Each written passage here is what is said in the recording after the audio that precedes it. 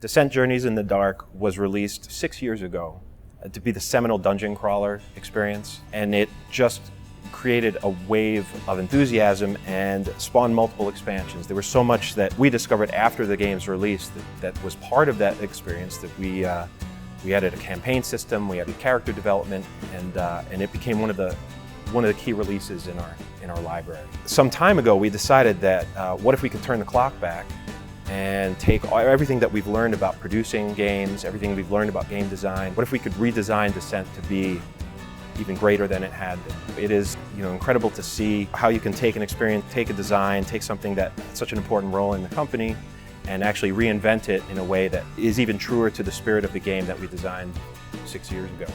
It's a 2 to 5 player game where one player will always play as the Overlord, who is the evil mastermind controlling all the monsters in the world. All the rest of the players control heroes. The heroes are trying to go on quests and complete these objectives while the Overlord is trying to complete his objectives. And he has lots of nasty tricks in his hand. As you complete quests, you gain experience to level up and buy new skills, giving you more options with your character. It very much has a role-playing feel to it. A lot of video gamers might be familiar with role-playing games, so they know how that works. Now, in 2nd edition, every quest has unique objectives for both the heroes and the Overlord. So they're both trying to complete their goals while battling against each other at the same time. Each quest is a 2-part experience. So what you do in part 1, encounter 1, will influence how you play in encounter 2. There are 20 quests included in the base game, and of those 20 quests, 9 of those are played in the campaign. So the more campaigns you play, you'll get different combinations of quests, and it'll play out differently each time. Each individual campaign is about 20 hours, and of course, I don't even want to think about how many fan-created quests are going to be floating around out there. People will make up their own campaigns, make up their own quests.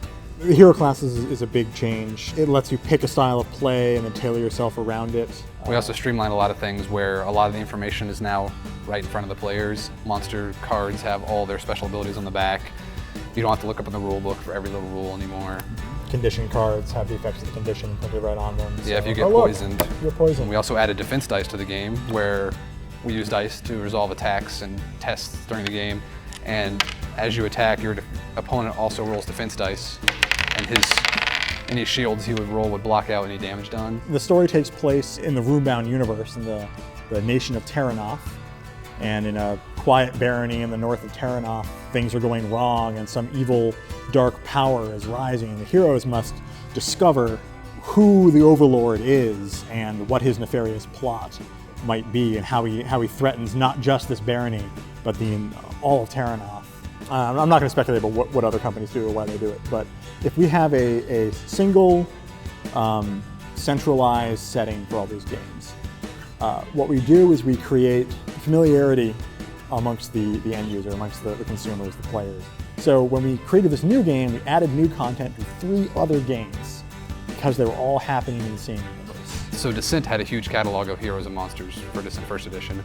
So with the release of 2nd edition, we're doing a conversion kit, which actually lets players who have all those old expansions bring their heroes and their monsters into the 2nd edition. So if you played Modrog and Runebound, you played Modrog in Descent 1st edition, you can get the conversion kit and bring Modrog forward into Descent 2nd edition. Or we have all new heroes and all new monsters. Of course, this made playtesting Descent very difficult. So the toughest part about writing for this game is that I'm never certain if anyone's going to read it. It is a truth of gamers that many of them, not all, but many of them don't read the flavor text. Whether it's just clicking through the quests in an MMO or just ignoring the flavor text on a card in a card game or what have you. But there are also quite a few gamers who really get immersed in the story and really get involved in it. So for those guys, and I'm one of those guys, so for people like me, I want to make sure that the story is there for people who want to get engaged with it.